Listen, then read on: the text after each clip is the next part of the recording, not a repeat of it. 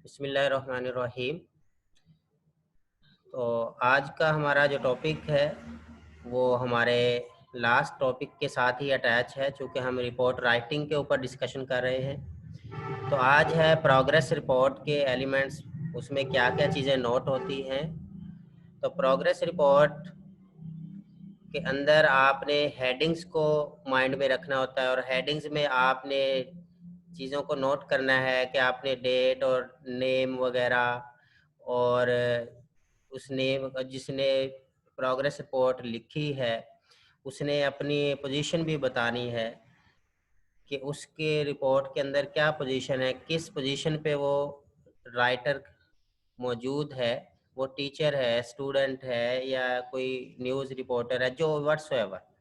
तो ये बात भी आपने वहाँ पर नोट करनी होती है। उसके बाद इंट्रोडक्टरी सेक्शन के अंदर आपने प्रोजेक्ट के बारे में या जो जिस टॉपिक पे भी आपने रिपोर्ट लिखनी है उसका इंट्रोडक्शन लिखना है और कोई इनफ आपने इंफॉर्मेशन देनी है ताकि रीडर्स के पास अधूरी इंफॉर्मेशन ना हो, और इंट्रोडक्शन ऐसा लिखें कि वो रीडर्स को क्लैरिफाई कर सके। ये ना हो कि इंट्रोडक्शन पढ़कर रीडर्स कंफ्यूज हों और वो और एम्बिगुइटी में चले जाएं। इसके बाद तीसरे नंबर पर है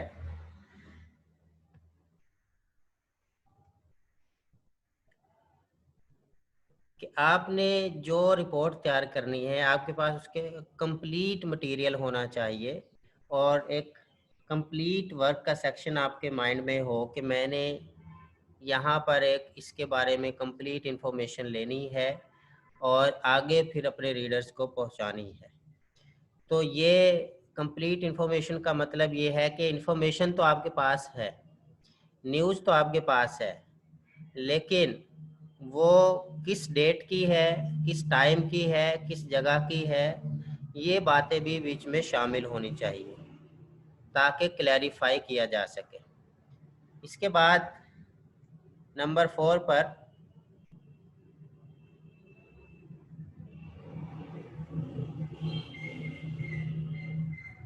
नेक्स्ट सेक्शन जो रिपोर्ट के अंदर होता है कि जो प्रॉब्लम्स आपके सामने है या जो आपने फेस की है प्रोजेक्ट के दौरान, रिपोर्ट के दौरान, उसको भी आप स्पेसिफाई करें और उसकी एक्सप्लेनेशन रीडर्स को प्रोवाइड करें ताकि कोई लाहे अमल तैयार किया जा सके और वो भी माइंड में रखा जाए कि इस रिपोर्ट में फुलफ़िल करने के लिए जो क्राइटेरियन था इसका, उसको फुलफ़िल करने के लिए कितने मसाइल थे, कितनी प्रॉब्लम्स को फेस करना पड़ा, और अगर कहीं पे असिस्टेंस की ज़रूरत हो तो वो भी ज़रूर आप मेंशन करें। और इसका मकसद यही होता है, जब आप प्रॉब्लम शेयर कर रहे होते हैं तो दरअसल आप एक हिडन मैसेज प्रोवाइड कर रहे होते हैं कि प्रॉब्लम्स इतनी हैं, इसको फेस करने के लिए, इसको सॉल्व करने के लिए असिस्टेंस की ज़रूरत है। आगे नेक्स्ट 5 पॉइंट पर आपने जो भी इंफॉर्मेशन ली है आपने उसको एक प्लानिंग तहत क्लैरिफिकेशन के साथ सुपरवाइज़र के साथ शेयर करनी है और उसको भी साथ मिलाना होता है जिसकी सुपरविज़न में आप रिपोर्ट या प्रोजेक्ट तैयार कर रहे होते हैं। और इसके लिए आउटलाइन बनाकर रखें आप, फिर ऐसी जिसकी वो नीड हो, जो आपने चीज़ों को नोट किया, ऑब्ज़र्व किया, इंफॉर्मेशन गेट की, उसको माइंड में रख कर आप बताएं कि नीड क्या है, फ्यूचर प्लान क्या हो सकता है, फ्यूचर टास्क क्या हो सकते हैं जिसको हम अकम्प्लिश करेंगे।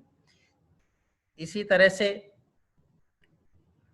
वो जो नीड है उस नीड को भी स्पेसिफाई करें उसकी डेट के साथ और बताएं कि ये जो सारा कुछ, सारी इंफॉर्मेशन, सारे प्रोजेक्ट के लवाजमात जितने भी हमने गेट किए हैं, इसकी रोशनी में इसको माइंड में रखकर, इसको सामने रखकर हम इस डेडलाइन तक, इस डेट तक अपना ये टास्क फुलफिल करेंगे। फिर आप समराइज़ करते हैं इन सारी चीज़ों को एक समरी के अंदर आप इन सारी चीज़ों का निचोड़ लिख देते हैं और एक शॉर्ट सी समरी बनाकर जिसमें आपकी प्रॉब्लम्स भी वहाँ पे नज़र आ रही हों, आपके अकम्पलिशमेंट नज़र आ रही हो, आपकी नीड नज़र आ रही हो, तो यानी एक समरी बनाकर आपने उसमें इस सेक्शन में लिख देनी होती है। तो ये बेसिक से 6 पॉइंट्स थे प्रोग्रेस रिपोर्ट के लिए। आगे है, जब आप टॉपिक सिलेक्ट करते हैं किसी भी रिपोर्ट का, तो प्रोग्रेस रिपोर्ट में दरअसल आपने देखना होता है कि ये जो रिसेंटली काम हो रहा है इसको माइंड में रखकर टॉपिक को सिलेक्ट किया जाता है। जो रिसेंटली सिचुएशन चल रही होती है, रिसेंट सिचुएशन को माइंड में रखकर आप उसका टॉपिक सिलेक्ट करते हैं और उस पर फिर वर्क करते हैं। फिर आपने जब ये काम कर दिया है उसके साथ फिर आपका माइंड ये भी हो कि प्रोग्रेस रिपोर्ट ऐसे नहीं है कि टॉपिक सिलेक्ट कर लिया और आगे डेट डेडलाइन कहीं पे हो ही ना, और आप जिसका जो मर्जी टाइम हो उसके माइंड में वो चला जा रहा हो, किसी ने काम मुकम्मल कर लिया हो, किसी ने छोड़ दिया हो, कोई वैसे इजी फील कर रहा हो कि कौन सा कोई डेडलाइन है कि कब तक रिपोर्ट तैयार करके सबमिट करवानी है या रीडर्स तक पहुंचानी है। तो इसलिए ज़रूरी है कि आप डेट को फिक्स करें, डेडलाइन रख लें, एक टाइम फिक्स करें जिसके अंदर ये फुलफिल किया जा सके। इससे रिस्पॉन्सिबिलिटीज बढ़ जाती हैं। तो की पॉइंट्स अगर इसके देखें तो की पॉइंट्स में रिपोर्ट के आपको पहले भी बताया था कि डिफरेंट फॉर्मेट्स होते हैं। डिफरेंट फॉर्मेट उसके सिचुएशन के मुताबिक है, उसकी टाइप के मुताबिक है, किस टाइप की रिपोर्ट लिखी जाएगी। तो आपने अगर ईमेल सेंड करनी है वो देख ले, अगर मेमो है या फॉर्मेट रिपोर्ट है, क्लैरिफाई स्ट्रक्चर है, ये सारी बातें इसमें आ जाती है। इंटरनल प्रोग्रेस रिपोर्ट है, एक्सटर्नल प्रोग्रेस रिपोर्ट है, तो बिजनेस लेटर है। ये माइक ऑफ करें, माइक ऑफ करें तो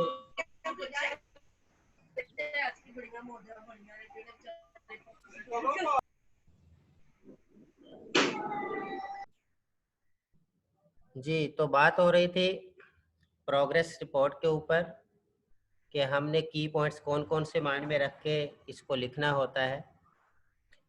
तो प्रोग्रेस रिपोर्ट दरअसल सिर्फ सुपरवाइज़र ही को इन्फॉर्म करना नहीं होता, उसी को ही रिप्रेजेंट करना नहीं होता कि हमारा ये प्रोजेक्ट है, इस पे ये प्रोग्रेस हुई है, बल्कि आपकी इससे डिसीजन मेकिंग का भी पता चलता है कि आपने किस सिचुएशन में कैसा डिसीजन लिया हुआ है। इससे आपकी एबिलिटी का भी पता चलता है। और जब आप प्रोग्रेस रिपोर्ट लेकर जाते हैं तो हो सकता है कि आपका रीडर या आपका सुपरवाइज़र या कंपनी या जिसको भी आपने रिप्रेजेंट की है वो इसको रिवाइज करे, उसको आप ठीक करके दे और आपको आगे मशवरा भी दे कि इसको क्या किया जा सकता है, मज़ीद बेटरमेंट के लिए और क्या किया जा सकता है। तो इसका एक ये भी एम होता है, ये भी आप वहाँ पर रिप्रेजेंट करती हैं की पॉइंट में। इसी तरह से आपको जो प्रोजेक्ट मिला है, जिस प्रोजेक्ट पे आपने प्रोग्रेस रिपोर्ट रिप्रेजेंट करनी है, आपकी रिपोर्ट उस प्रोजेक्ट के इर्द गिर्द ही घूम रही हो, उसी को रिप्रेजेंट कर रही हो, यानी प्रोजेक्ट सेंटर्ड होनी चाहिए। इसी तरह से प्रोजेक्ट सेंटर्ड का क्या मतलब है कि आपने जो काम किया है, आपका सारा काम, आपकी सारी प्लानिंग, आपके सुपरवाइजी जिसके जो आपके अंडर दिए गए हैं, या आपके जो लीडरशिप है उसके जो एलिमेंट नज़र आ रहे हैं, ये सब के सब आपके प्रोजेक्ट के इर्द गिर्द ही घूमते हो। आपकी प्रोग्रेस रिपोर्ट से पता चले कि ये अपने प्रोजेक्ट के ऊपर ही फोकस किए हुए हैं। तो ऐसी बातें भी बीच में लिखनी होती हैं। ये बड़े आगे नेक्स्ट पॉइंट नंबर 4 पे है कि प्रोग्रेस रिपोर्ट सिंपल सी होनी चाहिए, कंसाइज होनी चाहिए। लंबी चौड़ी बातें लिखने की ज़रूरत नहीं है, फजूल किस्म की या इतनी ज़्यादा कोई एक्सप्लेनेशन देने की ज़रूरत नहीं है कि आप अपने टॉपिक से हट जाएं। आपने टू द पॉइंट बातें करनी होती हैं और जितनी ज़रूरी हो उतना ही लिखना होता है। जैसे मोस्टली 2 to 3 पेजेस पे रिपोर्ट लिख ली जाती है। ये नहीं है कि आपने कई कई पेजेस पे रिपोर्ट लिखी और सुपरवाइज़र या रीडर जो है वो वैसे रिपोर्ट के पेजेस देखकर ही इग्नोर कर दे कि इतना टाइम नहीं है कि इन चीज़ों को पढ़ा जाए। तो इसलिए क्लियर हो और कंसाइज हो। इसके बाद है कि आपकी जो रिपोर्ट है आपकी सिर्फ डिसीजन मेकिंग ही को शो ना कर रही हो, बल्कि वो ये भी शो कर रही हो कि भाई इस प्रोजेक्ट में आपकी पार्टिसिपेशन कंपलसरी है, आप इसमें स्पेशलिस्ट हैं, आप अपने प्रोजेक्ट में बहुत ही माहिर किस्म के बंदे हैं। इसलिए आप ऐसी वर्डिंग यूज़ करें, ऐसा स्टाइल यूज़ करें कि जिससे पता चले आपके रीडर को, आपकी एबिलिटी का पता चले कि वाकई यही बंदा इस प्रोजेक्ट के लिए ज़रूरत के मुताबिक रखा जाएगा और इसी को रखना चाहिए। कुछ बातें प्रोग्रेस रिपोर्ट लिखते हुए करनी चाहिए और कुछ बातों से परहेज करना चाहिए। ये डू और डोंट, ये कुछ स्टेप्स हैं यहाँ पर कि जो आप जिनको आप माइंड में रख के करते हैं और जिनसे आप बचते हैं। तो यहाँ पर हम रिपोर्ट के मुताबिक रिपोर्ट लिखते हुए आपने क्या करना होता है, एक तो स्पेसिफिक वर्डिंग हो, स्पेसिफिक स्टाइल हो प्रोग्रेस रिपोर्ट का, कोई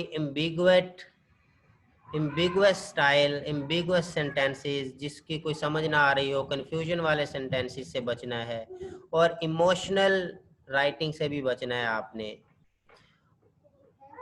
इसके बाद बल्कि आपने क्या करना है, इस तरह की स्टेटमेंट लिखें कि जो आपको आपके सुपरवाइजर या आपके रीडर को फैसिनेट करे, कैप्चर करे। और जिससे बचना है वो क्या है कि जो वर्क कंप्लीटेड सेक्शन था जो हमने पीछे पढ़ा, वो ऐसा ना हो कि कुछ स्टोरी को ही नरेट कर रहा हो, स्टोरी ही डिस्क्राइब की जा रही हो। ऐसी चीजें नहीं लिखनी, इस तरह के स्टाइल से परहेज करना है। इसी तरह से आपने जैसे फाइंडिंग्स, आउटकम पहले से ही सारा कुछ लिख के नहीं दे देना कि अभी आपकी प्रोग्रेस रिपोर्ट बन रही है और आपने सारा कुछ जो नहीं भी हुआ वो भी लिख दिया, तो ये काम नहीं करना। एक्टिव वॉइस, कल भी मैंने बताया था कि एक्टिव वॉइस का स्टाइल यूज किया जाएगा और पैसिव वॉइस से आपने बचना है। और एक्टिव वॉइस क्यों है, क्योंकि ये दरअसल एक गुड इम्प्रेशन है आपकी तरफ से कि आप वाकई ही एफर्ट कर रहे हैं। चूंकि एक्टिव वॉइस में जो सब्जेक्ट है ज़्यादा उस पर फोकस किया जाता है, तो आप चूंकि खुद सब्जेक्ट के तौर पर हैं प्रोग्रेस रिपोर्ट में, तो आप इसलिए एक्टिव वॉइस का यूज़ करें। Active voice, passive voice, direct, indirect और टेंसेस वगैरह जो भी हैं, ये सब इंग्लिश के टॉपिक्स हैं और ये लाजमी आने चाहिए राइटिंग के लिए। तो इसके लिए आप स्टडी करें, चूँकि जिस लेवल पे आप आ गए हैं इस लेवल पर आकर इन सब चीज़ों में आपको माहिर होना चाहिए। इसके बाद है कि आपने प्रोग्रेस रिपोर्ट में कंप्लेन नहीं कर देनी, आपने दूसरों की शिकायतें लिखना शुरू नहीं कर देनी कि जिससे मज़ीद इश्यूज सामने आना शुरू हो जाए, मज़ीद प्रॉब्लम्स को आप आगे ले आए। आपने इस तरह से चीज़ों को नहीं लिखना कि ऐसे लगे कि आप प्रोग्रेस रिपोर्ट नहीं बल्कि कंप्लेंट लेटर लिख रही हैं। इसके बाद है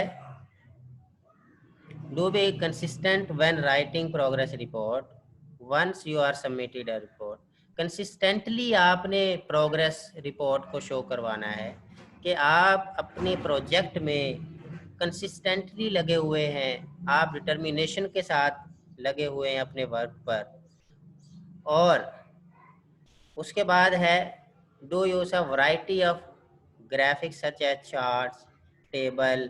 जब आप प्रोग्रेस रिपोर्ट लिख रहे हों तो आप अपनी जो प्रोग्रेस है अब तक की उसको कोशिश करें चार्ट्स की शक्ल में, टेबल की शक्ल में, डायग्राम की शक्ल में, इस तरह से रिप्रेजेंट करने की कोशिश करें। जैसे आपने ये जो लिखा है कि मैंने एक हफ्ते में ये काम किया और आपने एक पैराग्राफ लिख दिया, अगर आप इसका चार्ट भी बना दें और आप लिख दें टेबल बनाकर कि पहले बॉक्स में लिख दें कि ये डेट है, उसके आगे डे लिख दें, उसके आगे आपने क्या अचीवमेंट की है, उसके आगे लिख दें कि क्या अचीवमेंट अभी रहती है, आगे लिख दें कि क्या क्या प्रॉब्लम आ रही है।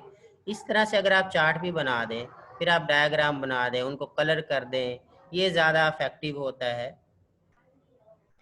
और आप एक रीडर को पैसिव की बजाय एक्टिवली पार्टिसिपेट करवा रहे होते हैं।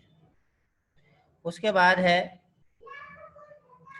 Don't report that the work is completed until you have finished it.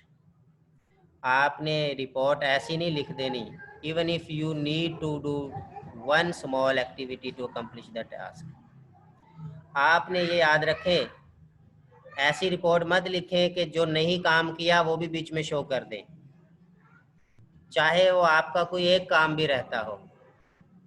ऐसा ना हो, मैं मिसाल यहाँ पे देना चाहूँगा कि अगर एक टीचर को कहा जाए कि आप जाएं ये 50 बच्चों का रिजल्ट तैयार करके लाएं, और 1 घंटे के बाद उनको बुलाया जाए कि हाँ जी क्या प्रोग्रेस रिपोर्ट है आपकी, क्या प्रोग्रेस है, अब तक क्या किया, और उस 1 घंटे में उनके कोई 5 बच्चों का रिजल्ट रहता हो, तो टीचर जाके ये कह दे कि जी बस हो गया काम। ऐसे नहीं, क्लियरली आंसर दें और उन 5 बच्चों को अपने आंसर में शामिल मत करें, क्योंकि अभी आपने उनका रिजल्ट बनाना है। और अगर बीच में कोई बैरियर्स वगैरह हैं तो कोशिश करें जो दूसरे बैरियर्स हैं उनको तो हाईलाइट कर दें, लेकिन जो आपकी तरफ से बैरियर्स प्रॉब्लम्स आ रही हैं उनको मेंशन मत करें। ये ना हो कि इसका रीडर पर आपकी तरफ से बैड इफेक्ट हो और वो ये समझे कि ये काम इस बंदे के बस का नहीं है। तो ऐसा काम नहीं करना। उसके बाद है presented in your report in the way that can be easily perceived and comprehend. आपकी रिपोर्ट ऐसी लिखी हो कि इजीली अंडरस्टैंडेबल हो, कंप्रीहेंशन नज़र आ रही हो तो कंप्रीहेंसिव टाइप हो, लेकिन अंडरस्टैंडेबल हो, इजी टू अंडरस्टैंड हो। और don't forget to provide solution to the problems. अच्छा, आपने प्रॉब्लम तो मेंशन कर दी है, लेकिन ये ऐसा ना वहाँ पे फील करवाएं प्रोग्रेस लिखते हुए कि जो सॉल्यूशन है वो आप वहाँ पे बताए ना, बस प्रॉब्लम ही प्रॉब्लम शेयर करती जाएं और अपनी डिसेबिलिटी सामने लाती जाएं कि ये मसला है, ये मसला है, ये मसला है, और आपकी रिपोर्ट पढ़ते हुए रीडर समझ आए कि भाई इसके लिए तो सारे मसाइल ही हैं, ये इसके बस का काम नहीं है। ऐसा नहीं, अगर कोई बीच में प्रॉब्लम है, कोई मसला है, वो मेंशन कर दिया आपने, तो उसका सलूशन आपके पास है तो वो लाजमी लिखें आप, ताकि उससे आपकी डिसीजन मेकिंग की पावर भी नज़र आए और आपकी एबिलिटी भी नज़र आए। जो आपने काम करना है कि डू साइड सोर्सेज, आपके पास जितना भी डाटा है, जो चीज़ें भी हैं, पीछे मैंने आपको बताया था कि आपके पास जो इंडेक्सेस अपेंडिक्सेस है, तो अपेंडिसेस आप साथ अटैच करें। अगर मैंने पहले बताया था लास्ट लेक्चर में कि अगर आपके पास रिपोर्ट की फील्ड के मुताबिक, रिपोर्ट के स्टाइल के मुताबिक, टाइप के मुताबिक कोई न्यूज़पेपर का एक पीस है तो वो भी साथ अटैच कर दें, और इससे आप एक किस्म का रिसोर्स और एक किस्म के रेफरेंस को आप साथ ओरिजिनली अटैच कर रहे होते हैं। इसका इफेक्ट होता है कि आपने जो बात की है उसका आपके पास रेफरेंस है, बल्कि उसके आपके पास प्रूफ भी है। उसके बाद है don't be Verde in summary. जो आपने काम नहीं करना, जिससे आपने बचना है, आपने जब समरी लिखनी होती है तो इतनी लंबी चौड़ी समरी ना लिखें कि वो आपके वर्ड से भरी हो लेकिन काम की ना हो, और आपकी समरी को देखकर, पढ़ना तो बाद की बात है, देखकर ही रीडर को स्ट्रेस फील हो, तो आपने बजाय उसको स्ट्रेस में लाने के आपने अपनी समरी पे स्ट्रेस देना है। ऐसे की पॉइंट्स वहाँ पे लिखने हैं, और जो फजूल किस्म के एक्स्ट्रा जो वर्ड्स, एक्स्ट्रा सेंटेंसेस हैं, उससे बचना है। समरी में एक्सप्लेनेशन नहीं कर देनी होती, वरना वो और मज़ीद बढ़ता, जो असल बात है उससे भी आगे आप निकलते चले जाएंगे। तो समरी के लिखने में ऐसा काम करें कि जैसे समुंदर को कूजे में बंद करना है, कि आपने कई पेजेस की बात को एक पैराग्राफ में अगर लिख दिया है और बहुत ही ज़रूरी की पॉइंट्स वहाँ पे लिखे हैं, तो इसका मतलब आप समरी अच्छे तरीके से लिख सकते हैं। तो डियर स्टूडेंट्स, यहाँ तक आपका ये था प्रोग्रेस रिपोर्ट। इसमें अगर आपका कोई क्वेश्चन है तो वो मुझसे आप प्लीज़ शेयर करें, ताकि उसके आंसर को हम क्लैरिफाई करें। फिर जी कोई सवाल है तो आप पूछ सकते हैं। जी तो ये अब आपके जो नेक्स्ट इसी टॉपिक से अटैच है, प्रोजेक्ट रिपोर्ट।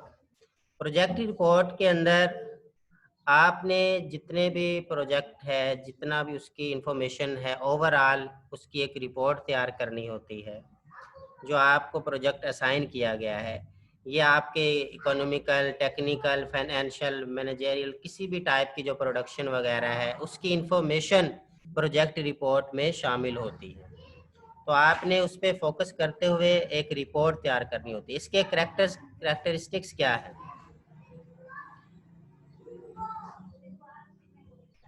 जी तो सबसे पहले single definable purpose and time and result, मतलब स्पेसिफाइड टर्म्स हो, कॉस्ट हो, शेड्यूल हो, परफॉर्मेंस हो, जो भी रिक्वायरमेंट्स हैं वो आप कोशिश करें कि एक ही हेडिंग में उसको कवर करें।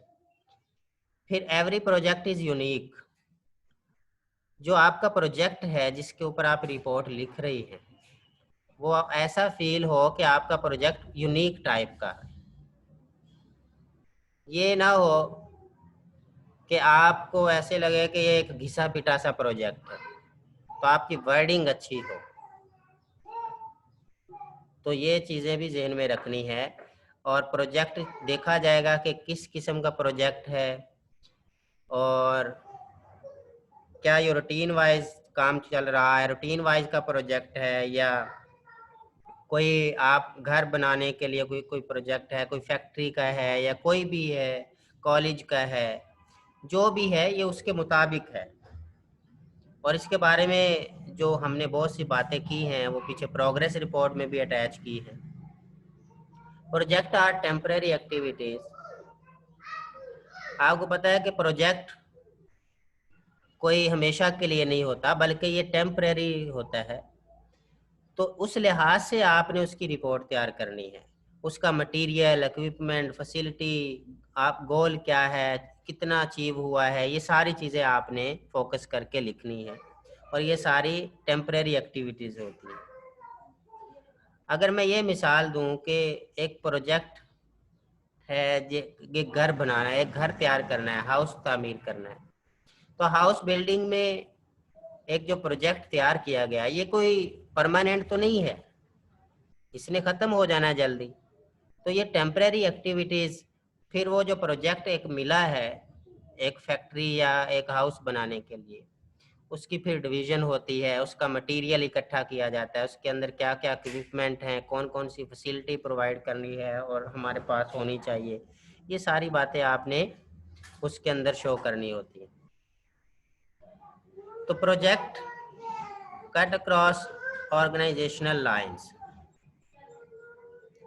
ये जितनी भी ऑर्गेनाइजेशनल लाइंस हैं या स्ट्रक्चर है फर्म के अंदर, आमतौर पर ये जो प्रोजेक्ट हैं ये फैक्ट्री वगैरह फर्म्स के अंदर मिल रहे होते हैं प्रोजेक्ट एम्प्लॉय को, तो वो इसकी एक रिपोर्ट बना रहे होते हैं, इसलिए ज़रा वर्डिंग ना उसी टाइप की है।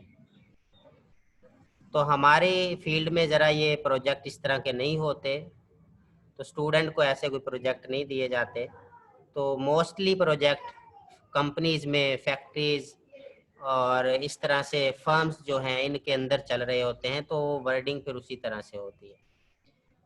तो इसके ऊपर जो रिपोर्ट लिखनी होती है मल्टीपल प्रोफेशन के लिहाज से, डिपार्टमेंट के लिहाज से, फिर आपने देखना है कि इसमें क्या क्या टेक्नोलॉजी यूज़ होती है, कौन सा मटेरियल कहाँ पे डिफ़िकल्टी आ रही है, कम्प्लेक्सिटी क्या है, इन सब चीज़ों को आपने सामने रखना है और उसकी प्रॉब्लम्स की सलूशन को भी आपने फोकस करना होता है।